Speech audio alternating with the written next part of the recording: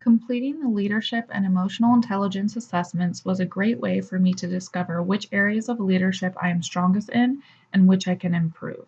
Understanding the cycles of leadership and what stage I am currently in will help me navigate the steps ahead. Most of my emotional intelligence scores were close. However, I still had higher scoring areas and lower scoring areas. My highest scores were self management and relationship management. Self management consists of 5 competencies: self control, transparency, adaptability, achievement orientation, and initiative.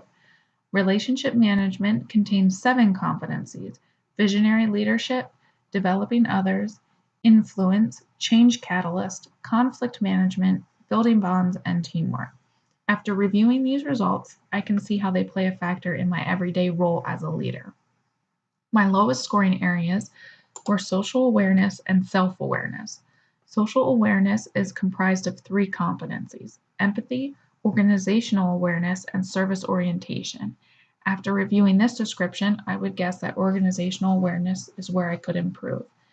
As I am new in my supervisory role, I am only now discovering the inner workings of the organization.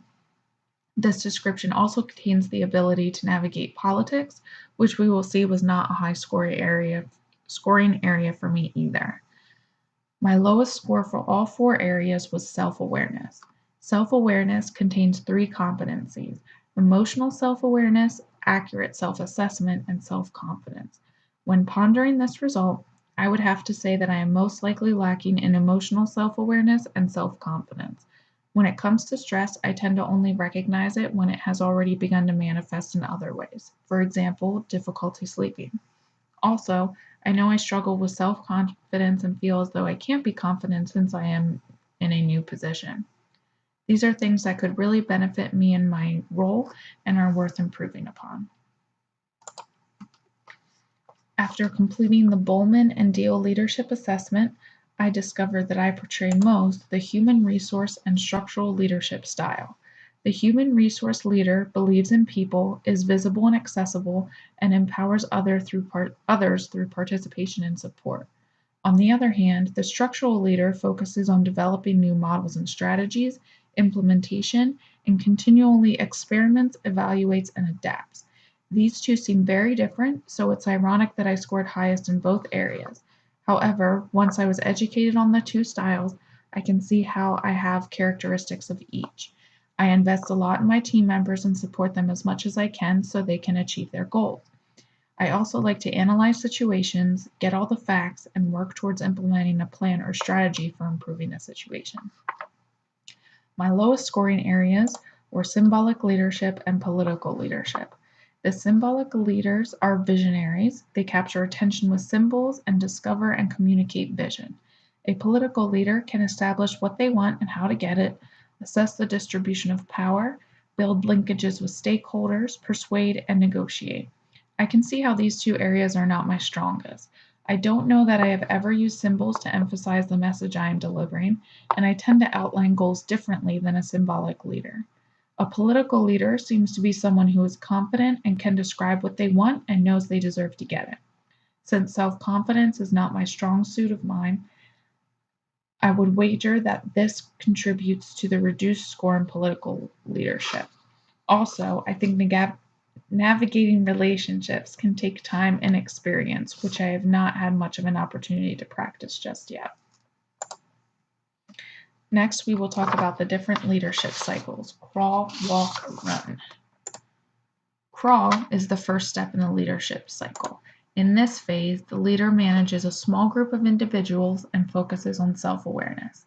Common themes through this stage include learning lessons, observing a role model, finding out the why for role models' actions and decisions, education, and self-improvement.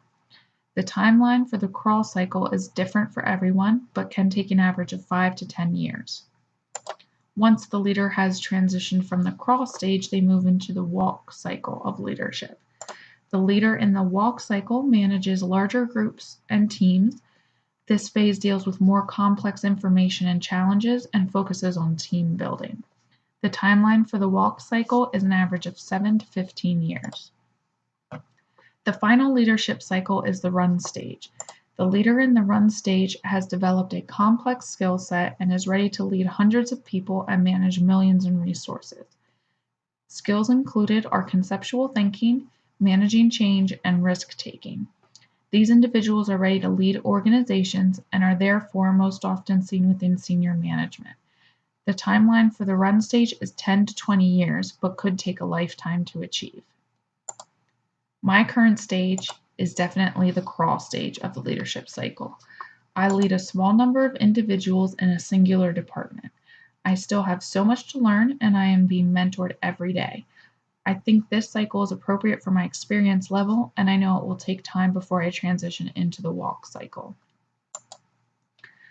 The two areas for improvement I selected are self-awareness and political leadership. Since I identified self-confidence and emotional self-awareness as the two competencies I could improve, I have focused on those areas specifically regarding self-awareness.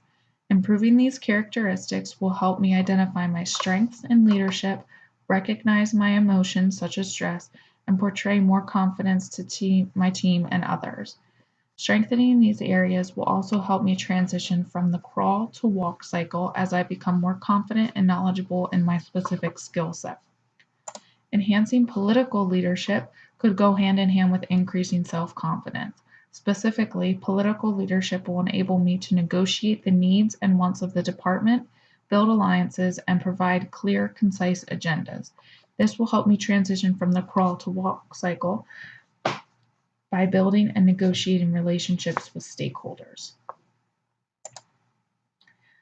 I've broken self-awareness into two parts, self-confidence and stress management.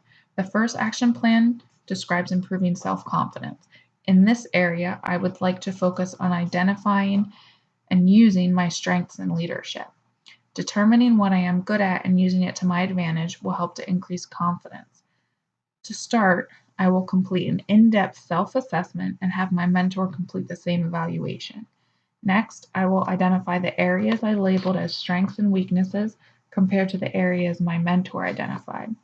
I will then discuss the results with close friends and family that know me well and get their feedback. Then, I will choose 2 to 3 areas to focus on.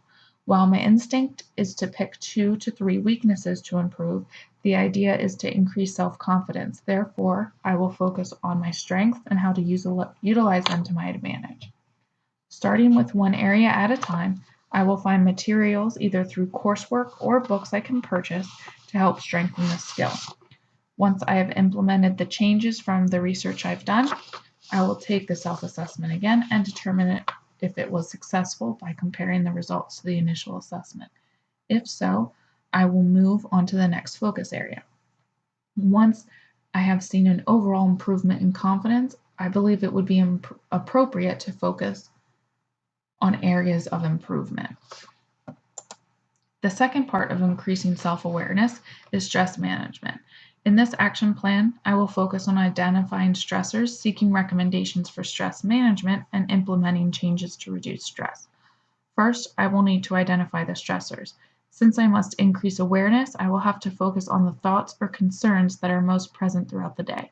For example, worrying about school or certain goals or issues at work. Next, I will research stress management skills to reduce stress related to work and school. I will accomplish this by seeking the advice of other leaders and students, as well as purchasing a book on stress management. Next, I will choose 2 to 3 recommendations from the stress management book I purchased to implement. I will select one change at a time and determine its effectiveness by keeping a journal. I will set time aside to record patterns in things such as sleep and emotions. After a month, I will review the journal and seek the opinions of others to determine if the change was successful in reducing my stress levels. If so, I will move to the next change. Lastly, I wish to improve political leadership skills, specifically negotiating relations and building alliances. To achieve this, I will first need to become more educated on political leadership. To do this, I will purchase a book for the appropriate education. I will schedule a time to read and study this book, making notes along the way as I discover relevant information. Next, I will identify areas to work on by getting the opinion of my mentor and the needs of the organization or department. Once a joint decision has been made, I will choose 2 key areas to improve. I will then use the material I purchased to implement one method or skill. I will take time to maintain a journal in order to record interactions and progression of alliances. After a month, I will review the journal and discuss relations with my mentor to determine improvement. If successful, I will implement the second method and repeat the process. Now that I have identified my leadership style, emotional intelligence, and leadership cycle, I can work to improve them. Setting these plans into action will help me achieve this goal and develop into a better leader.